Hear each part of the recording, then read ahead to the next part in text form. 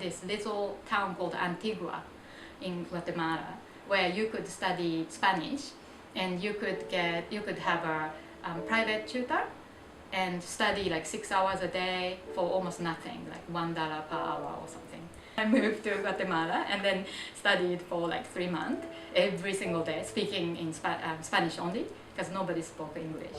So by doing that, then I picked up Spanish quite quickly, so I could just have a normal conversation. And then it was now time for me to leave. So before then I thought, well, I would just want to travel to another country on the way, like before I return to Japan. So I picked Costa Rica because I love animals, and I heard in Costa Rica there are lots of beautiful wildlife, and so I will go to Costa Rica. I had a homestay family, so I left most of my belongings in Guatemala in the house, and then I took just small items with me to go to Costa Rica for 2 weeks. And I hopped on the plane, arrived, and then, okay, I need the local money. So I went to an ATM machine and I put my cash card in the ATM machine. And then it came out, like small piece of paper came out saying something like transaction failed in Spanish. So I thought, oh my gosh, what's happening? And then I tried all different ATMs and nothing worked. And then in my pocket, there were about like $5 US, because I only had like that much US dollars and no other cash and no other nothing. I thought, okay, it's Saturday today and the banks only open on Monday. So on Monday, I will go to a bank and then solve this problem. So for now, I just need to live the whole, survive whole weekend with $5.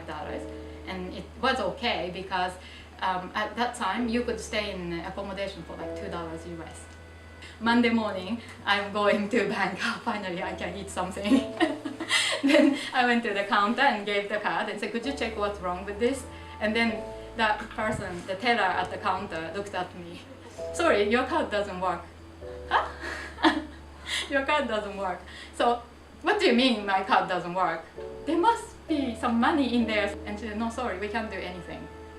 And then at that time, suddenly I realized that I have no money. I have no other way to get money, and I don't know anybody in this country, and my Spanish is kind of basic. And then only thing I had was a return ticket to Guatemala. And at that time there's no mobile phones, and of course, and even emailing was very limited at some very limited internet cafe, and they charged heaps for very slow connection. So I thought, oh my gosh, what do I do in this situation? Because San Jose, which is the capital of Costa Rica, was very busy, lots of traffic and lots of crime as well. So I thought, I think if I went to a countryside somewhere, then I would find kind people. So I decided to go somewhere, and then I just walked to a bus terminal and then looked at the signboard, and then I found a name, Santa Rosa. And then I thought, wow, that's what a beautiful name. I want to go there. And then I went to the counter and asked for the fare to Santa Rosa. And she said, so many something. And then I looked at my remaining coins and everything. I had almost exactly the same amount of money.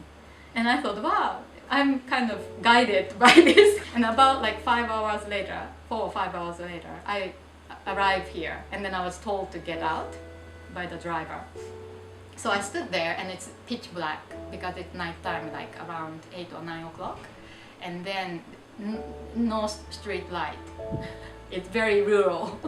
And then you could see some houses in the distance. So I started to walk to the houses, knock, knock, knock, and then explain with my very poor Spanish that, oh, I'm Japanese and I'm here, but I don't have money, but then I need to be here for 2 weeks, and if I can be here for 2 weeks, then I can go back. So can I have a job?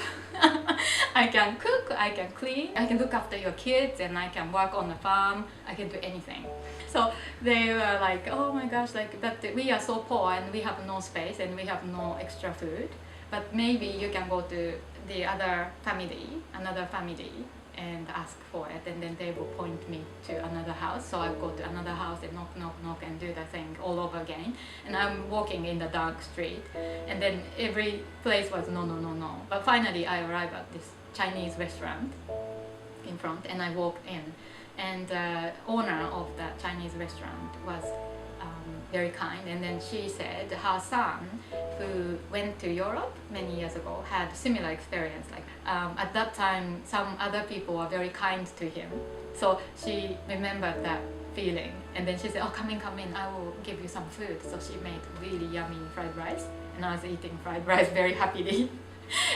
And then as I was nearly finishing the fried rice, outside the window, I saw this big car coming, like a van coming, and then stopped.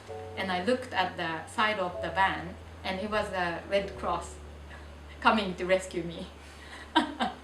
Because this Chinese lady called Red Cross. I was taken to this village Red Cross headquarters, and everybody's kind of lined up to meet me, and I tried to explain. And then finally the head of Red Cross, and he said, oh, you come with me and stay with my wife and son. So then I went to his house and then spent some days. I traveled all over the world. I went to so many countries, and I went to many interesting places, but this is one of the best trip I ever had, the best 2 weeks I ever had in my traveling time.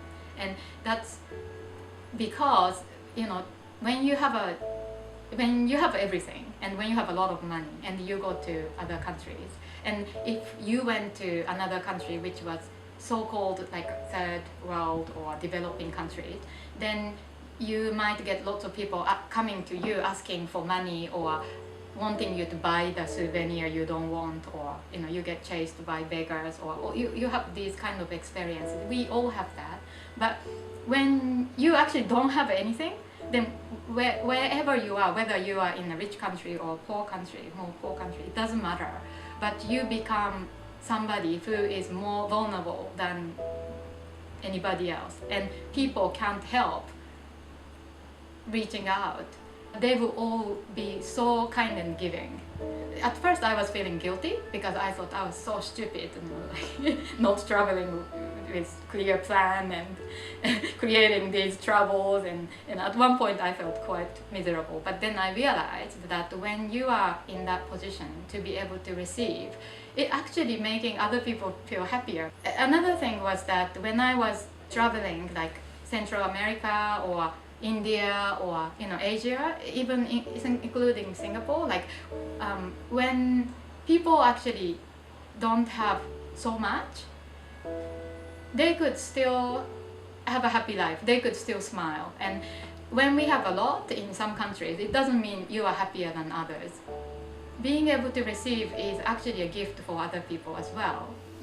Then I realized that maybe giving was the key to happiness.